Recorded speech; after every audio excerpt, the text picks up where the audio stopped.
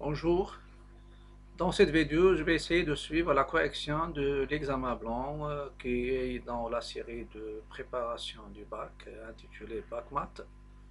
Et c'est l'exercice, c'est le bac blanc bien sûr 2020-2021. Mais avant de commencer, si vous permettez, je vous invite à cliquer sur le bouton s'abonner et toujours n'essayez pas de faire des likes, des partages et les commentaires aussi pour m'encourager et pour me soutenir. Et s'il y a des remarques, n'hésitez pas de les commenter. Exercice 3. L'exercice 3, c'est un exercice où, dans ce bac blanc, ils ont donné 4 fonctions concernant les primitives. Et vous savez que les primitives sont nécessaires pour le calcul de l'intégrale et le calcul R. Donc, exercice 3, déterminer une fonction primitive de petit f qui transforme x0 en y0. Ça veut dire, elle transforme, ça veut dire grand F. Primitive de petit f, c'est grand F. C'est pourquoi j'ai posé la question ici, ou bien le déterminant dans chaque cas. Déterminant dans chaque cas. Grand F, la primitive de petit f qui prend la valeur y0 au poids x0, tel que grand F de x0 égale y0. Et dans chaque cas, je vais déterminer toutes les primitives, et ça c'est pas R, mais c'est l'intervalle over 0 plus l'infini, parce que c'est le domaine de définition de la fonction, celle-ci qui est définie pour x strictement positif. Le dénominateur différent de 0 et ln demande x strictement positif. Donc vous avez ici 4 cas. Je prends le premier cas et dans chaque cas, je vais essayer de revenir aux fonctions des primitives. On a petit f de x, dans le premier cas, c'est moins 3 ln de x sur x, c'est l'intervalle i, c'est l'intervalle over 0 plus l'infini. Et vous savez que pour les primitives, chercher une fonction grand f tel que si je dérive grand f, c'est-à-dire grand f' de x, ça donne petit f de x. Mais il y a une condition qui s'ajoute ici. Pour les intégrales, on cherche une primitive pour la constante égale à 0. Mais ici, on va déterminer la valeur de la constante. Et je vais essayer de revenir aux formes des fonctions qui donnent bien sûr des primitives. Petit f de x, c'est moins 3 ln de x sur x, mais ici, il y a normalement les formes que je vais utiliser pour avoir les primitives. Vous avez donc la première chose, il y a ln de x, il y a x, donc il n'y a pas u' sur u. Mais je vais la décomposer comme produit, donc c'est moins 3 fois 1 sur x fois ln de x. Et n'oubliez pas ici 1 sur x, c'est la dérivée de ln. Et dans ce cas-là, je vais tomber sur le cas f' égale u' fois u à la puissance r, que j'ai déjà signalé dans les primitives, surtout dans l'intégrale. Et celle-ci, qu'est-ce qu'elle donne comme fonction primitive? Grand f de x, ou bien grand f de z, ou bien en général, grand f, c'est 1 sur r plus 1 u à la puissance r plus 1. Ce sont les règles à respecter. Ça, c'est la puissance. Il y a u' fois u à la puissance n. Donc, ça généralise les puissances naturelles, rationnelles, relatives et rationnelles. Donc, il s'écrit sous la forme, la constante, ça reste. On peut sortir la constante. Donc, parce que k fois f, sa dérivée, c'est kf'. Donc, une primitive de cette fonction, c'est quoi? C'est moins 3 divisé par 1 plus a, ça veut dire moins 3 sur 2 ln de x au carré pour k, plus k, avec k appartenant à 1. Donc, grand f de x, c'est moins 3 demi ln de x au carré plus k, et je vais, ça, ce sont toutes les primitives, et je vais chercher k de r tel que f de e égale 2. F de e égale 2. Je vais revenir à la condition. F de e, elle est égale à 2. F de e égale 2. Donc je reviens. F de e égale à 2 et je remplace dans ma fonction grand F. c'est moins 3 demi ln de E au carré plus K égale à 0. Ln de E, bien sûr, il donne 1. Ça va donner moins 3 demi plus K égale à 2. Et K, c'est 2 plus 3 demi. Donc, c'est 4 demi plus 3, c'est 7 sur 2. Et la fonction cherchée, c'est celle-ci. C'est moins 3 demi ln de x au carré plus 7 sur 2. Et le x est strictement positif. Et la même chose, je vais essayer de passer à la fonction 2. F de x, c'est l'exponentielle de x, facteur de l'exponentielle de x moins a au carré. Il y a un carré, l'intervalle R, c'est l'intervalle donné, le x0, et dans ce cas-là, le x0 c'est 0, et le y0 c'est moins 1. On a f de x égale l'exponentielle de x fois l'exponentielle de x moins 1 le tout au carré. Vous pouvez remarquer ce qui est pour utiliser la même règle. f petit f égale à u' fois u à la puissance 1. Si vous avez une fonction avec une puissance, essayez de voir est-ce que ce qui est à l'intérieur, au-dessous de la puissance, quelle est sa dérivée. La dérivée de ux moins 1, c'est ce x. Donc, il s'écrit sous la forme, normalement, c'est aussi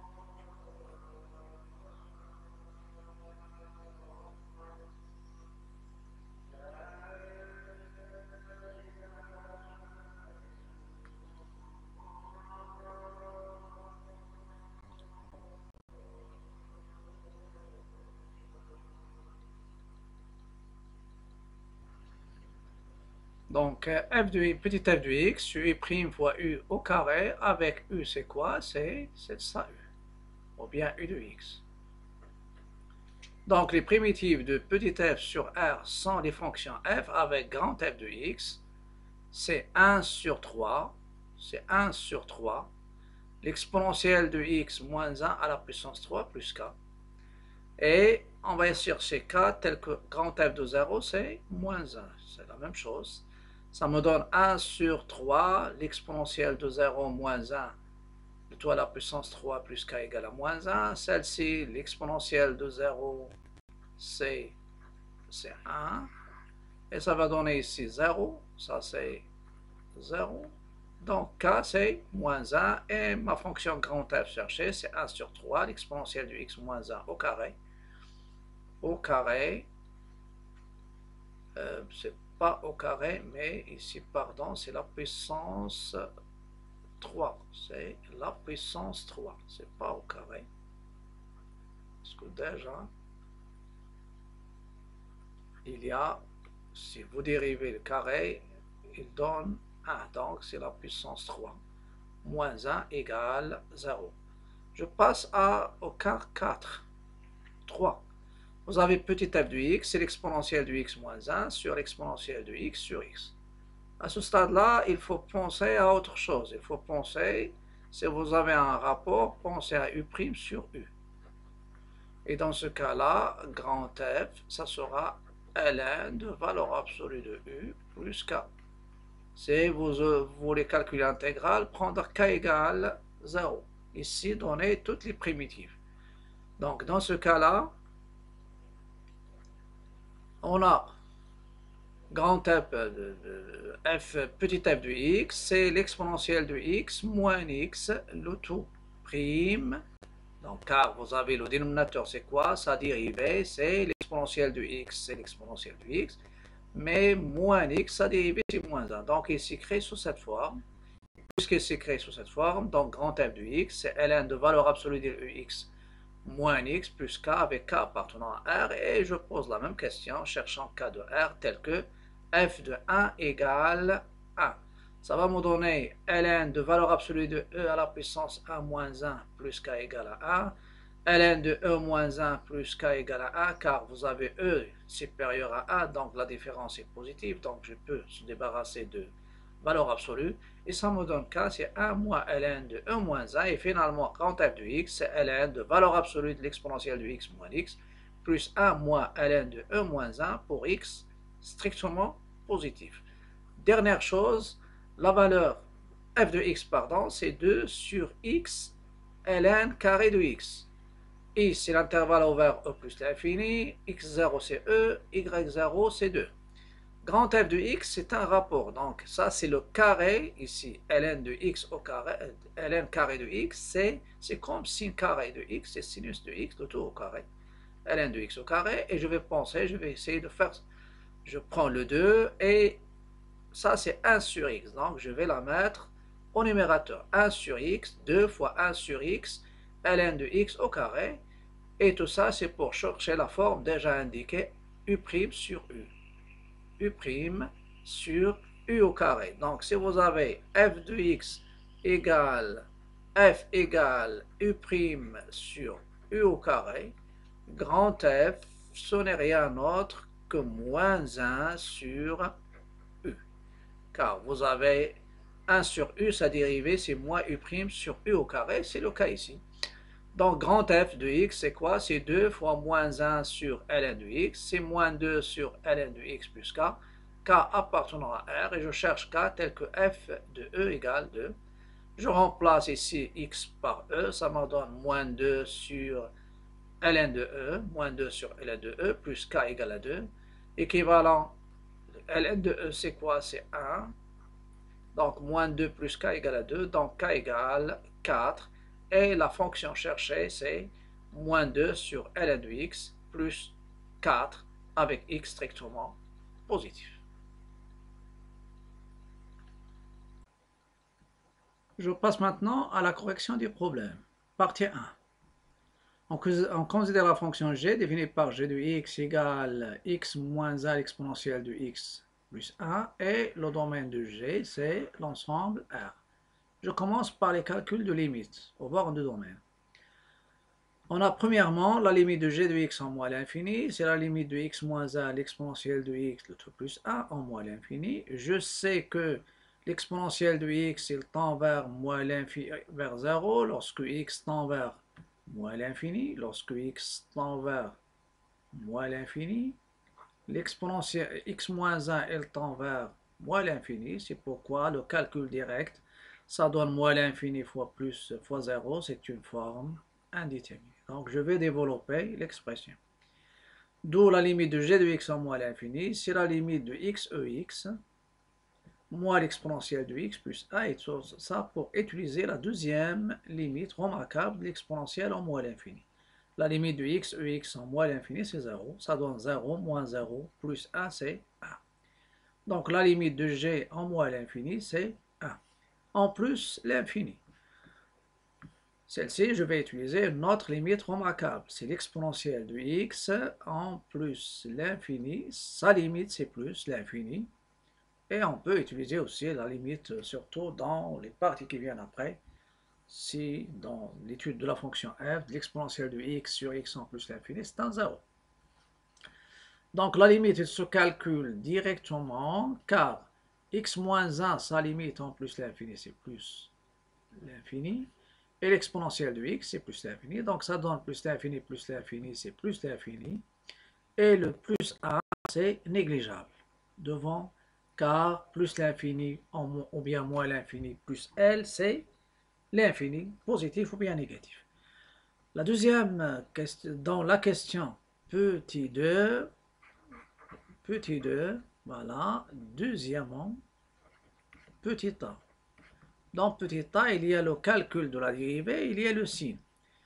Donc, soit x appartenant à R, g' de x, c'est la dérivée du produit, la dérivée de x moins 1, l'exponentielle de x, plus la dérivée de 1, qui est 0.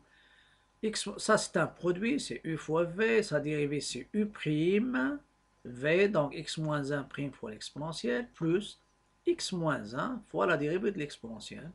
La dérivée de l'exponentielle, c'est lui-même, la dérivée de x moins 1, c'est 1, donc ça donne l'exponentielle de x, plus x moins 1, l'exponentielle de x.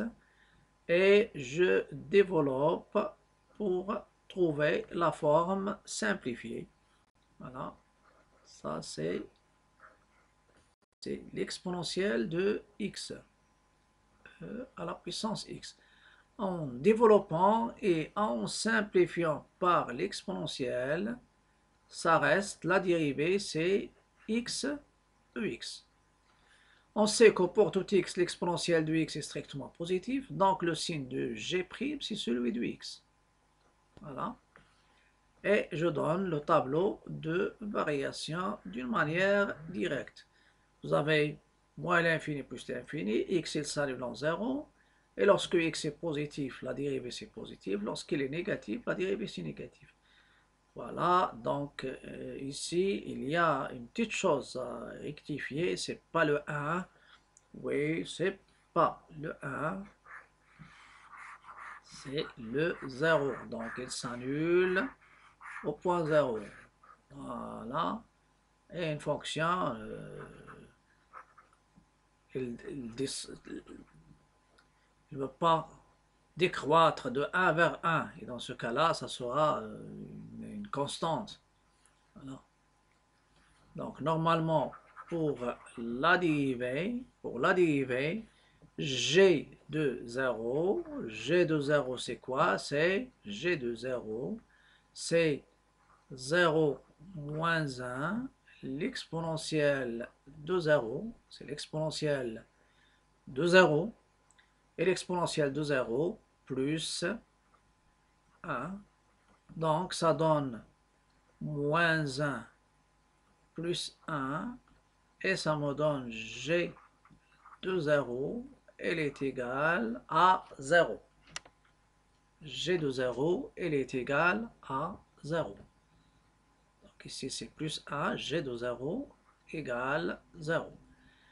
Pour le signe, il y a des choses à rectifier pour le signe. Voilà. Donc, ça c'est G de...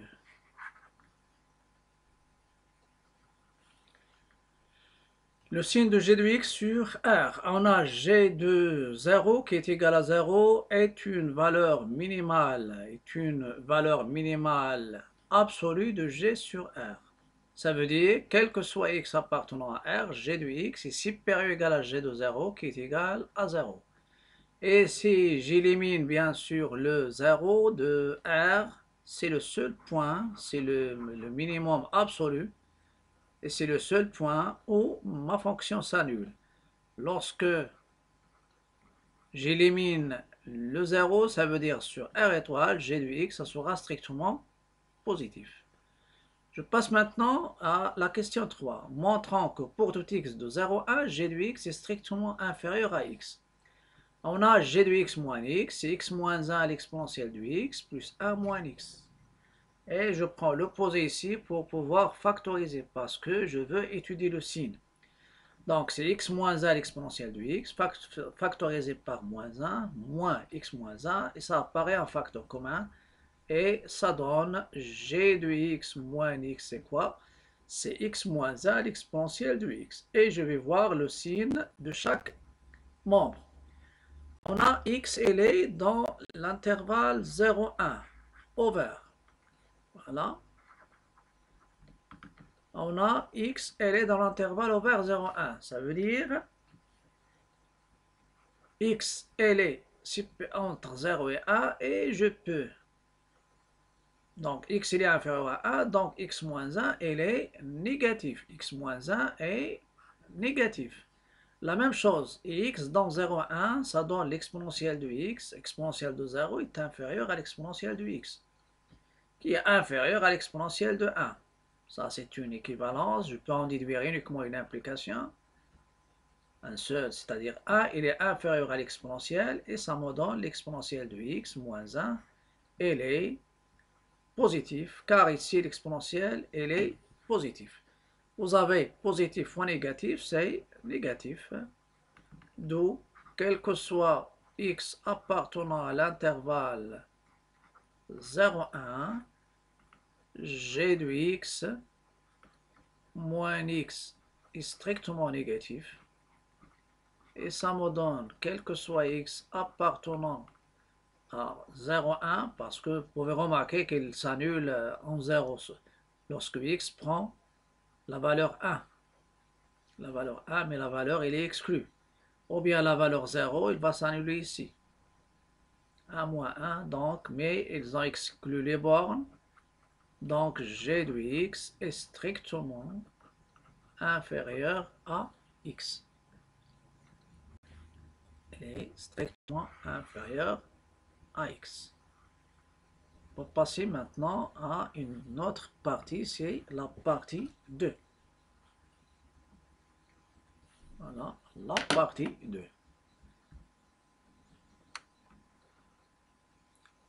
Partie 2, ça concerne la suite, une suite. Et sans doute cette question, la dernière question, on va l'utiliser dans le calcul, dans l'étude de la monotonie de la suite. On peut même l'utiliser aussi dans le calcul de limite. Donc, dans la partie 2, on considère la suite U0, définie par U0 égale à 1 demi, UN plus 1 égale à G de UN, avec N appartenant à N. La première question, c'est la récurrence. La première question, montrant par récurrence que pour tout n appartenant à n, un est entre 0, de manière large, entre 0 et 1. Je vais commencer par l'initialisation. Et je peux faire, soit vous parler de l'initialisation, ou bien vous parler de supposer et montrer. On a, ou bien parfois on fait uniquement l'étoile. On a U0, elle est égale à 1 demi. Elle est inférieure ou égale à 1, supérieure ou égale à 0. Vrai, c'est une proposition vraie. Je passe maintenant à l'hérédité. Je l'indique par H. Parfois on dit c'est la supposition et la démonstration. Supposons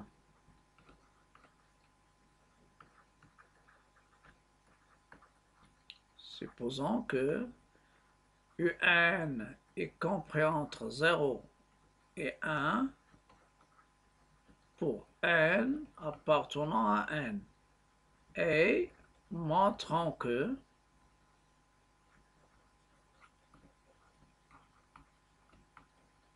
UN plus 1 est entre 0 et 1. Je vais utiliser la fonction. On a UN, il est entre 0 et 1. et g sur 0,1. La fonction g sur 0,1, elle est croissante. Tableau de variation sur 0,1, g est croissante. Voilà. Et g croissante sur l'intervalle 0,1. Donc, elle conserve l'ordre. Donc, g de 0 inférieur ou égal à g de un inférieur ou égal à g de 1. G de 0 c'est 0, g de un c'est un plus 1, et si vous calculez g de 1, vous allez trouver 1. Donc g de 0, on a déjà parlé de g de 0 sur tableau de variation, c'est 0, et g de 1, ça sera 1 moins 1 l'exponentielle de 1 plus 1, ça donne 0 plus 1, c'est 1. Donc ma proposition, elle est vraie à l'ordre suivant. C'est-à-dire U1 plus A, il est aussi vrai. Donc la première, on a la vérification, l'hérédité, ma propriété, elle est héréditaire. Qu'est-ce qu'il me reste? Il me reste la conclusion. Conclusion, c'est d'après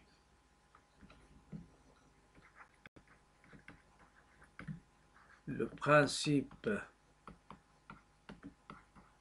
de récurrence,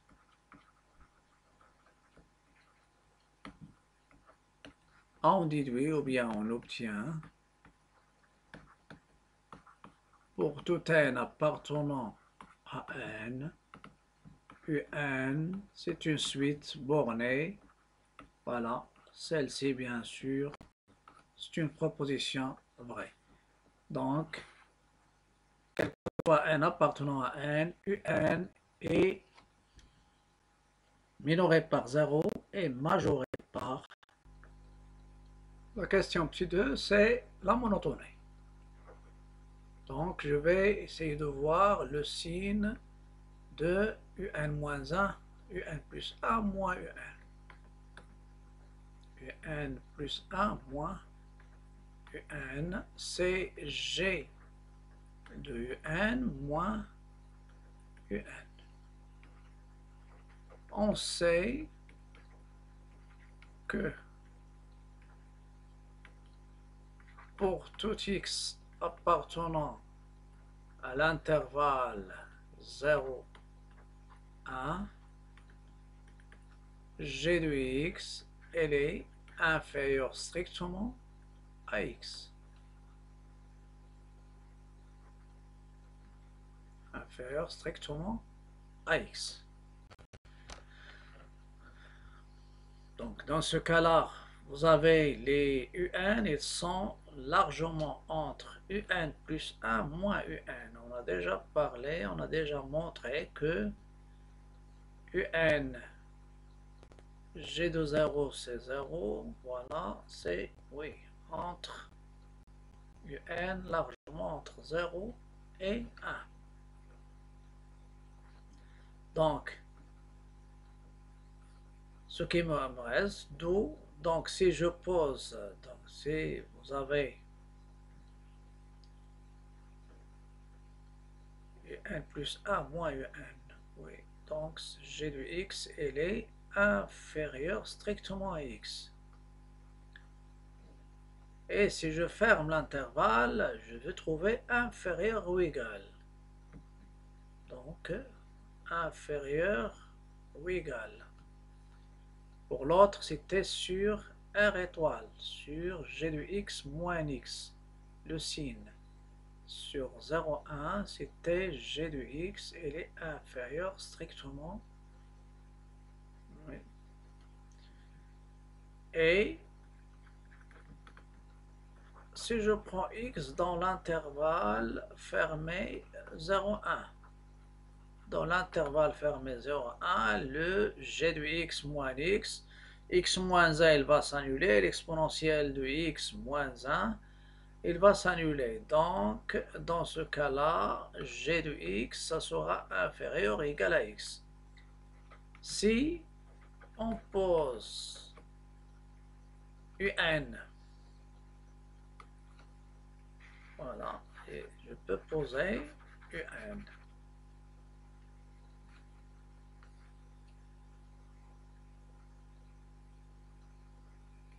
Et si j'oppose x, c'est un, vous avez normalement, c'est tout simplement ici, dans est-ce qu'elle est strictement monotone ou non, strictement décroissante ou non. Mais pour moi, je peux parler de décroissante. Si on pose x qui est égal, x égale un.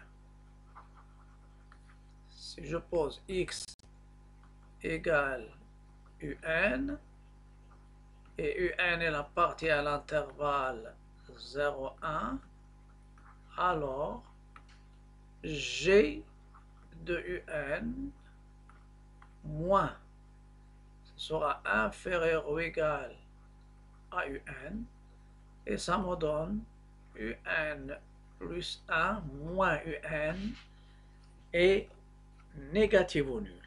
Ça donne donc un plus 1 inférieur ou égal à un, donc inférieur ou égal à un,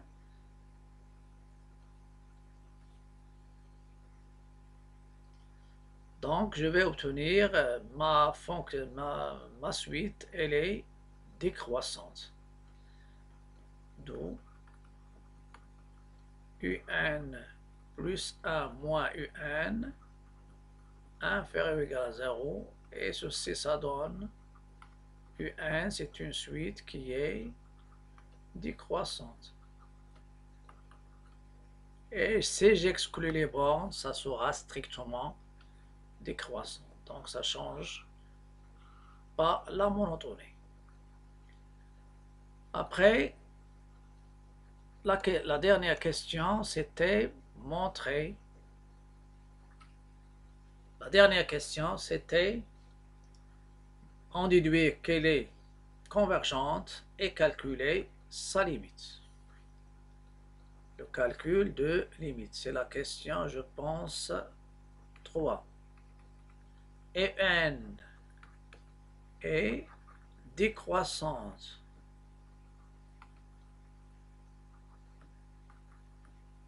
minorée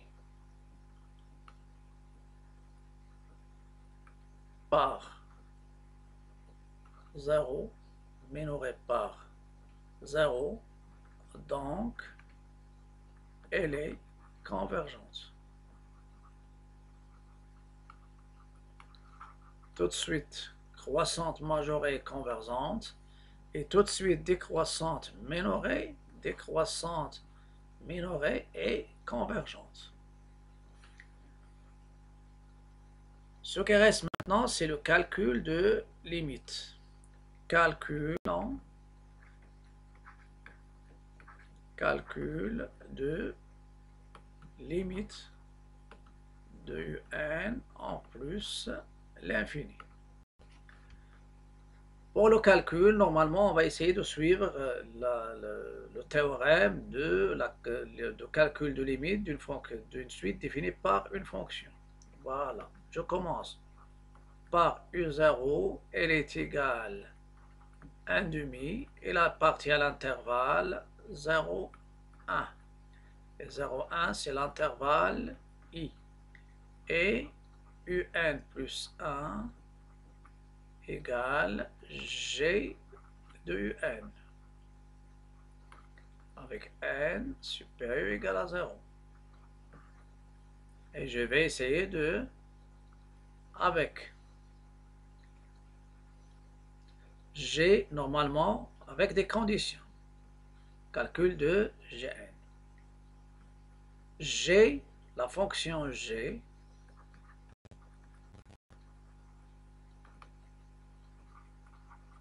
est dérivable sur R et en particulier sur 0,1.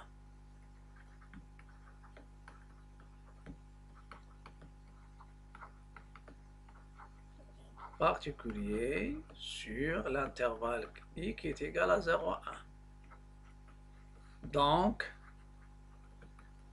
G est continu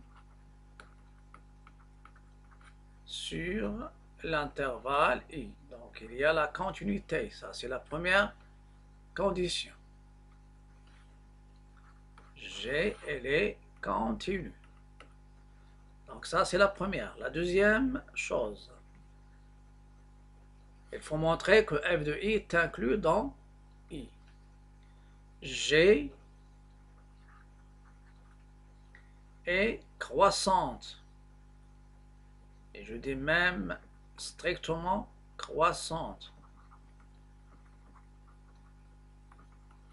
sur l'intervalle 0,1 parce qu'il s'annule uniquement, sa dérivée s'annule au point 0, donc on peut la considérer strictement. Et continue pour regrouper les deux en même temps. Donc je peux calculer la limite, l'image, pardon. Donc G de l'intervalle 0,1, elle est égale G de 1, G de 0. Elle est croissante, pardon. Donc, elle conserve l'ordre d'après le tableau de variation. Elle est décroissante sur l'autre intervalle, sur l'intervalle moins l'infini 0. G, et vous avez G de 0, c'est 0, G de 1, c'est 1. Il est égal à I. D'où G de I est inclus dans I. Ça, c'est la deuxième condition du théorème. Il nous reste une seule condition.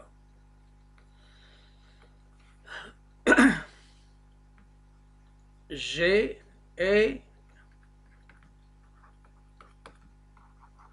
N est convergente.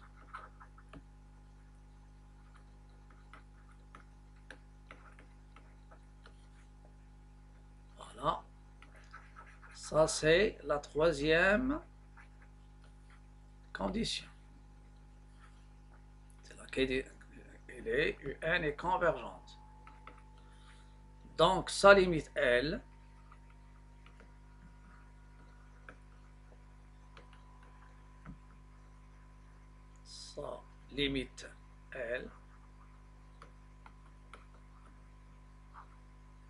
est solution.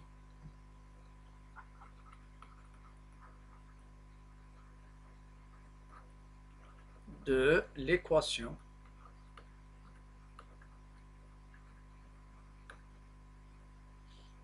G de L égale L avec bien sûr L compris entre 0 et 1.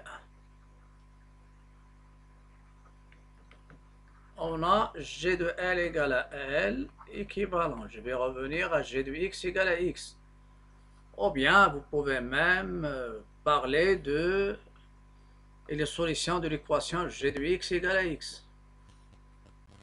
Ça vous donne G de L moins L égale à 0. Vous pouvez revenir à ce que j'ai déjà fait. C'était X moins 1, donc l'exponentielle de L moins 1 égale à 0.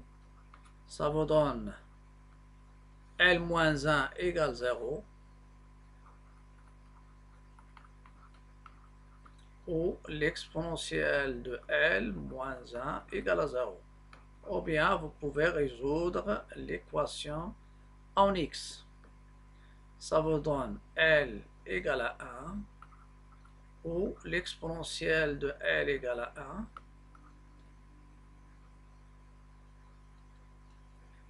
finalement ça me donne L égale à 1 ou L égale 0, car l'exponentielle de 0, c'est 1. Le problème qui va se poser maintenant, est-ce que je vais prendre le 1 ou bien le 0? Il y a deux solutions. Comment je vais trancher sur la solution que je vais prendre? C'est les croissantes majorées par 1, donc il va converger vers 1. Et c'est les décroissantes, puisqu'il est décroissante, minorée par 0, et comme UN est décroissante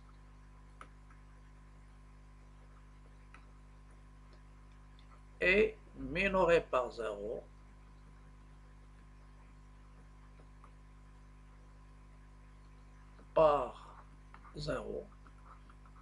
alors la solution convenable, elle, ça sera 0. Parce que c'est impossible que la suite décroisse, elle décroît, et minorée par 0, il va converger vers 1, et la limite maintenant, c'est la valeur 1. Donc la limite de ma suite, c'est 1.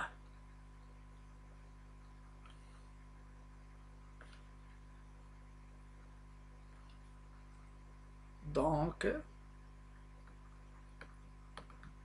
limite de UN en plus l'infini, c'est 0.